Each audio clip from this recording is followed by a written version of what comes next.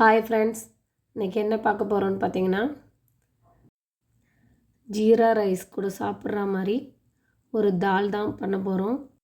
நாக்பூர் ஸ்டைலில் பண்ண போகிறோம். எப்படி பண்ணுறதுன்னு வாங்க பார்க்கலாம்.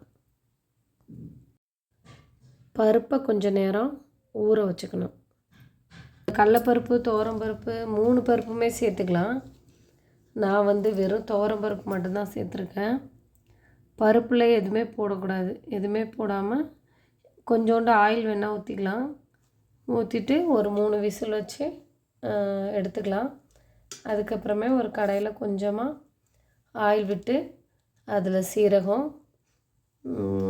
பிரிஞ்சி இலை, காஞ்ச மிளகா, பட்டை, வெங்காயம் சேர்த்து நல்லா ஃப்ரை பண்ணிக்கலாம்.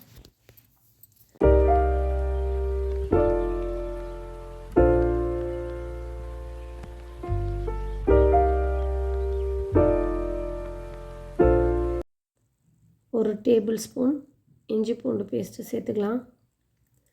சேர்த்துட்டு இதை கொஞ்சம் ஃப்ரை பண்ணி விடலாம்.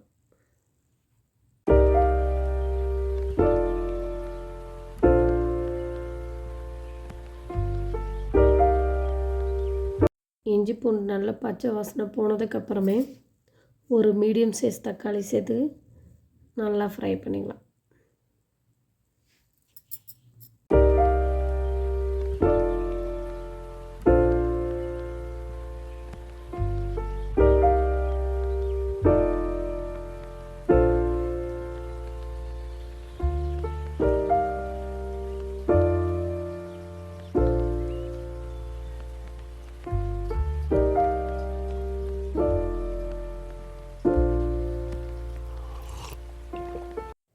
தக்காளி நல்லா வதங்கிடுச்சு.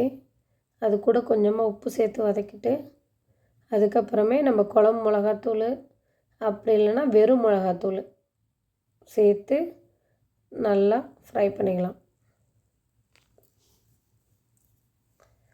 நல்லா ஃப்ரை பண்ணதுக்கப்புறமே பார்த்திங்கன்னா நம்ம வேக வச்சுருக்கோம்ல பருப்பு, அதை இது கூட சேர்த்துக்கலாம்.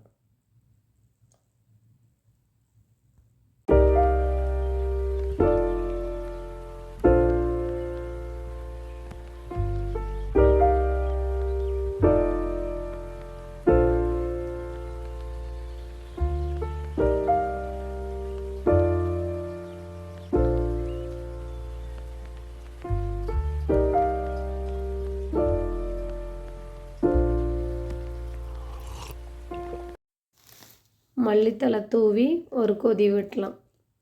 அவ்வளோதான், நம்மளுடைய தால் ரெடி ஆகிடுச்சு.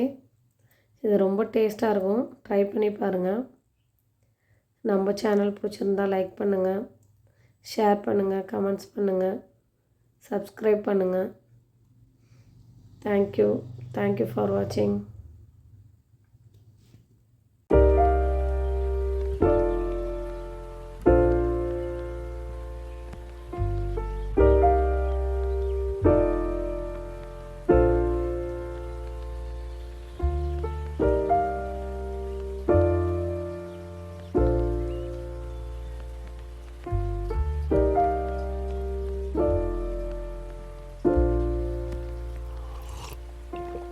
If you find the one, you should never give her up.